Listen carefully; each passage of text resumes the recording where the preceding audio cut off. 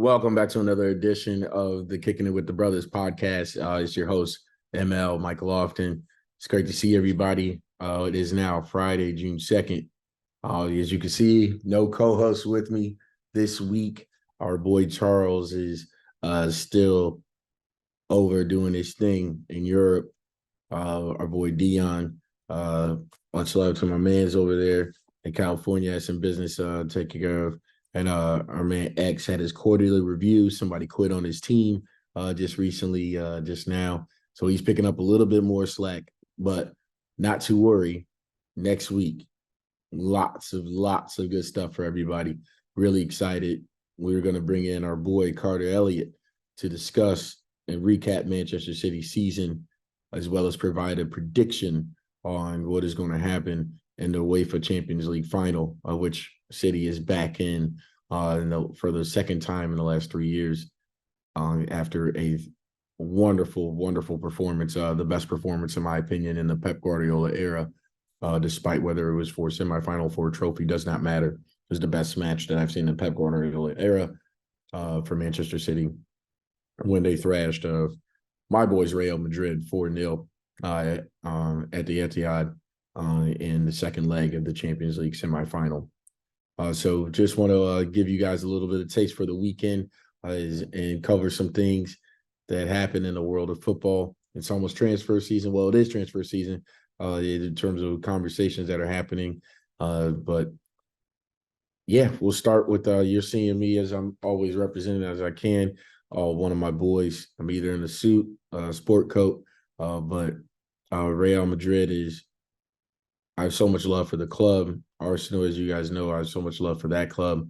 It was appropriate that I'm wearing a Real Madrid jacket today. And that's because we are all standing in front of the racism that is happening in La Liga football league currently right now. Quote unquote from Carlo Ancelotti, we know that La Liga has a problem. They have a racism problem in La Liga.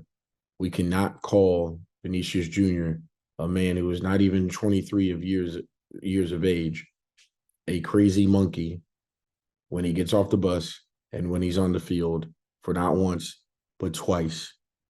At very least, that's happening at the Mestalla, home of Valencia.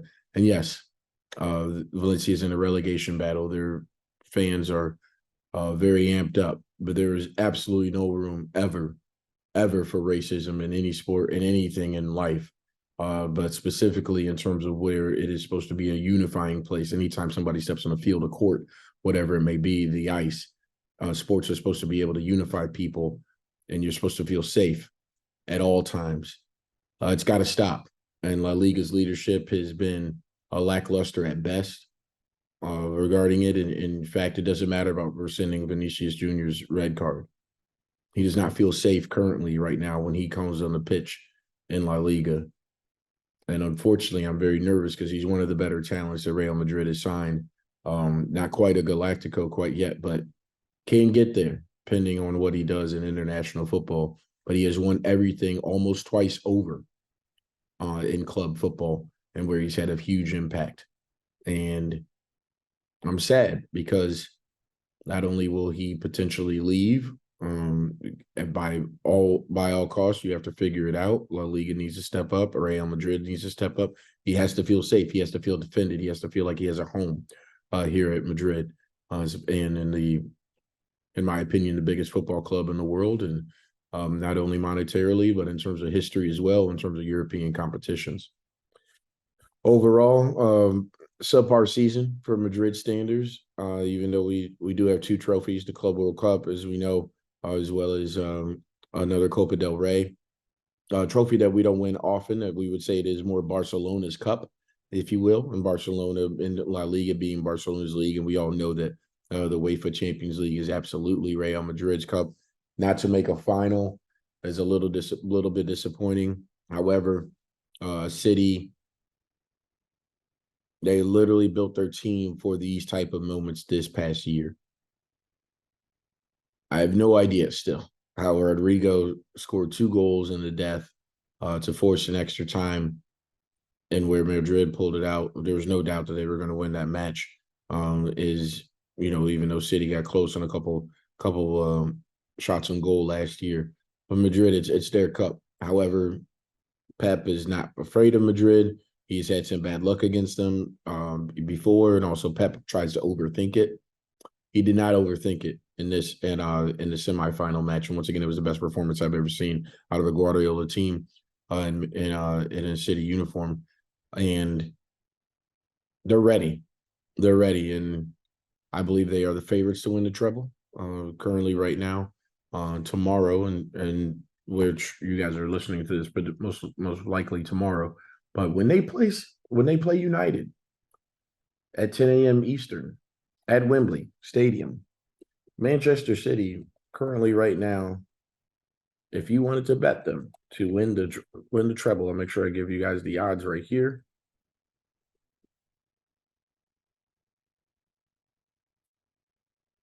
They obviously, in terms of, they've never won the treble, and one of the things, according to BetVector gambling.com, that's they are right now offering 2 to 5 on City completing the treble, the Premier League, Champions League, and FA Cup, as in 4 hours.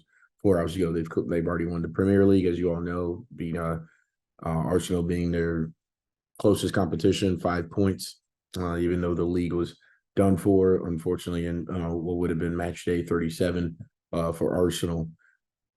But in terms of winning the Champions League and FA Cup tomorrow, where they will be playing the greatest rivals in Manchester United and Inter Milan, who has had European competition success and is one of the more storied and big clubs in all of football. In January of this past year, we saw United sneak out a win against City. City is a much different team. Cancelo is not on the squad anymore. In fact, they say he was one of the biggest reasons of why United won that match, and where we didn't see as much blunder for Arsenal in terms of their step back because of what happened with City against United. But that doesn't matter because City righted all the ship, and for them, got very focused. Made some changes at the obviously, in the winter window, and they've remade the team. The reliance back on Stones, trusting them with Walker, Akanji, Ake in the back has formed the best defense right now in all of European football. They're a different animal, much more improved than what they were. They're ready for a treble. We anticipate if they will go in a 3-4-2-1 tomorrow, or Akanji, Diaz, in my opinion, one of the best center backs, if not the best center back in all of the Premier League. Kyle Walker, just going to give you great pace, going to be a beast. I think he's going to make problems definitely for whoever plays on the left.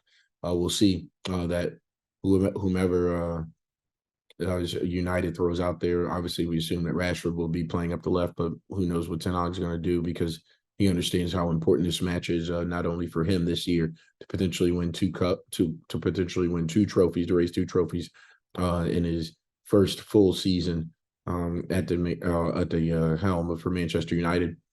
Stones and Rodri forming, helping in terms of being that support in the back midline. Grealish, who's been outstanding, doesn't have the statistics, but his ability to attack defenders with his dribbling has been phenomenal this year. Ilkay Gundogan, excellent. Obviously, in my opinion, one of the best leaders in all of European football, has been critical to everything that Guardiola has needed this year. De Bruyne, as we know, KDB, in my opinion, the best midfielder in the world when he's on, and Bernardo Silva has been outstanding. No one's been better that midfield, and no one's been better in the back, in my opinion, than Manchester City. And of course, the Terminator, the best goal scorer in all of Europe this past year, the FA Player of the Year for the English Premier League, and as well as the Young Player of the Year, Erling Haaland. It is, once again, City is built to win the treble. I anticipate that City will win 3-0 tomorrow against Manchester United. 3-0 at the Wembley Stadium. All that matters is if City gets that first goal, they will find a way to get the other 2. Guardiola knows what is in front of them. As he said after the Madrid match, he goes, now we can taste the treble. He knows what was in front of him. Now we can taste it because that means we're in the final already of the Champions League. We know that we're in the final of the FA Cup, and they controlled their destiny for the league after they dismantled Arsenal at the Etihad. So once again, we believe that we will see the 2 out of 3 legs of the treble will be completed by tomorrow noontime before you have your lunch and get settled for the day. You go into the pool, whatever you got to do. The Manchester City will have 2 will then have 2 of the 3 legs for the treble. And the reason why this is important, it's not so much for whom they are beating. It's that City against their rivals will know that they will also be a part of handing the treble over to City. As we know with Manchester United, the last team to win the treble, obviously from on English side, and this would make Manchester City for the 22-23 season potentially the best team in Premier League history. Currently, we know that was solidified with Ole Gunnar Solskjaer's game-winning goal in the death in the Champions League final 99, and with right now the greatest manager in Premier League history with Sir Alex Ferguson in terms of titles, even though Pep is right there for him to go 3 in a row. No one's ever gone 4 in a row, so they'll be looking to their goals next year. Fergie is the one manager who's won 3 Premier League titles in a row. Also the manager who brought home the treble. These are all on the line coming up here. And Pep Guardiola, as we most certainly believe, will handle their business in the FA Cup 3-0 tomorrow at Wembley Stadium. Wanted to cover a couple other things. Bayern Munich and Dortmund. Not sure exactly what happened in Dortmund. That they say that our Arsenal bottled the obviously being up 8 points. April 1st doesn't matter. The game's in the end. Usually have the points. April 1st going into the run-in. No one's better at run-ins than Pep Guardiola. Arteta, unfortunately, there's nothing else that you can say except that he bottled the end of the season for Arsenal. And his man management, his in-game adjustments, in-match adjustments, and his inability to truly make these guys believe. Because if you do lose to Liverpool in Anfield, and you consider a draw a loss, but at that point you have to think that any draw is like a loss when you have a team that is on your back's paws like Manchester City. It ended up happening, and as predicted by some on this dear podcast, but I do not believe it is close to exactly what Dortmund had to do with at home at the yellow wall. All they needed to do was come out with the 3 points, and no matter what, didn't matter what Munich was going to do on the road. It was in Dortmund's hands against a Mayans team who is not nearly as talented as them. Obviously, it definitely hurts. No Jude Bellingham, one of the best players on Borussia Dortmund, if not the best player, depending on what you value in football. There's still no excuse. You had to find a way to take care of that business at home, and they didn't have the right mindset. And nothing shows that even more to you when Haller misses a penalty right before halftime, and they have to keep grinding and realized a draw wasn't going to be good enough because Munich had scored with Jamal Musiala scoring in the 89th minute. I think it's a bigger bottle job because of what Dortmund had been doing earlier in the year. Then Munich came back, and then Dortmund took the lead near the end. And when you had to play for one game to end a 10-year run as champions of the Bundesliga, and they didn't get it done. So we have not talked since that. Wanted to make sure I gave you all my thoughts on that front, despite all the conversation and hate on this podcast regarding Borussia Dortmund. But I would say that's been the biggest bottle job of the season. Lastly, another another sad moment for Jose Mourinho. And unfortunately, this year, a lot of speculation that he will be called by PSG. He has been very adamant to Roma, letting them know that he needed more help and needs more help. They need to be taken more as a serious club. That means investing a little bit more. And his quote saying, he's like, it's good that we are not in the Champions League because we're not built for the Champions League. And no one understands what a Champions League run and what is truly needed in order to make it to the round of 16 to eventually raise the cup like Jose Mourinho. And I'm not sure what he's going to do. I do believe that the handball and the VAR rules and football still need to be evaluated. It was clearly a penalty, in my opinion, based upon some of the things that I've seen that have been happening in domestic football around all of Europe. And something needs to be done. There is no clear format currently right now, clear rules still on handball. And Roma, I believe, in the 80th minute was denied an opportunity to go out and win that game. Did I have a betting interest in that game? Absolutely. Am I a little biased behind it? As much as I don't like Mourinho for him coaching teams who were my rivals, and United and Tottenham before going to Roma in England football, you still have to respect him as one of the best managers, one of the three best managers in all of football history. And he usually gets those things done. Usually gets those matches taken care of in the Europa final. But however, history is on the side for Sevilla. That is their competition. Sevilla does incredibly well in Europa. Their fans know it. You should have seen the tears that were happening after the penalties. Such a tough way to go out. Mourinho may have overthunk it, or may have been overthinking a little bit, specifically with starting the penalties, with center backs taking the first three tries in the penalties. Yeah, he may have been overthinking it. He always is thinking about the fans, and he did not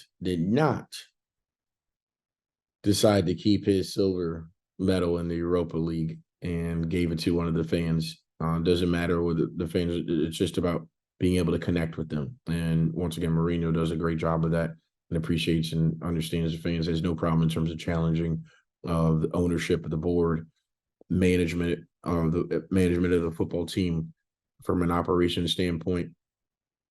Doesn't matter to him, but he always will be able to connect with the fans. As we all know, once again, transfer season is up. We can't wait to be talking to you about where we think some of the best players are going to be going. What are the needs for not only our teams? We will be giving you recaps of Tottenham this year, a recap on Barcelona and their success, and Xavi, who we expect is going to be signing his contract extension any day. Barcelona is setting themselves up again as one of, if not the best team in the world after their performance in La Liga, but they just need to make sure that success is being transferred over to the European stage. And I think it's easy to do so if you were going to add the best football player in its history. If Lionel Messi currently right now is favored to be loaned or somehow, some way will be on FC Barcelona's team when the 23-24 campaign begins. We'll also give you recaps of Real Madrid in full. As it appears right now that Karim Benzema will be going to Saudi Arabia for $200 million a year. We will see. He's penned out some things, but nothing has happened quite yet. Unfortunately, there may be nothing we can do. Benzema has been an excellent servant to the club. Very excited about everything that he's done, all the trophies that he's provided to, and the happiness that he's brought to many of the Madridistas and fans of Los Blancos. Cannot thank CR7 and him enough for what they've done. And that's okay. Part of that is Madrid needing to grow and get better, and then eventually you reform and the hope is that they will be able to get Mbappe in 2024, but we're a long way away from that. We'll recap the season and talk about where we think Madrid missed and what they need to be able to do to improve, because there is a gap right now between them and Manchester City. Pending today, there may not be as big as gap with Barcelona, but we'll see how their reinforcements, and with Messi coming in, yeah, they will be gaps behind Barcelona. So it could be a rougher season, but we'll recap this past season. We'll also recap of Manchester United. We'll also going to give you a recap of Liverpool. And of course, we're going to give you a recap of Arsenal, and that'll be my boy X. I'm so excited. Congratulations to you and getting through your first season and your journey on Arsenal Football Club. And yes, we will be back in the Champions League. It's going to be great. We have not been back in the Champions League for almost 7 years from that campaign, and it's going to be fun. It's going to be fun for Champions League nights to be back at the Emirates Stadium. It's been quite some time, almost a generation of fans that may have been lost, but we'll be back. So thank you for joining this quick little monologue edition from your boy ML for Kicking It With The Brothers podcast. We're going to be incredibly inclusive. We're going to bring in some special guests of all these different clubs throughout the recap episodes. And then anytime there's some big transfer news, you'll see me. I'll be able to come on, hopefully grab somebody quick and give you our review of some of the big transfer news that's going to be happening. Thanks for always supporting us. Don't forget to click, like, and subscribe to Kicking It With The Brothers on the Multiplicity Media Network. Appreciate everybody who's been able to watch us. A la Madrid and COYG always.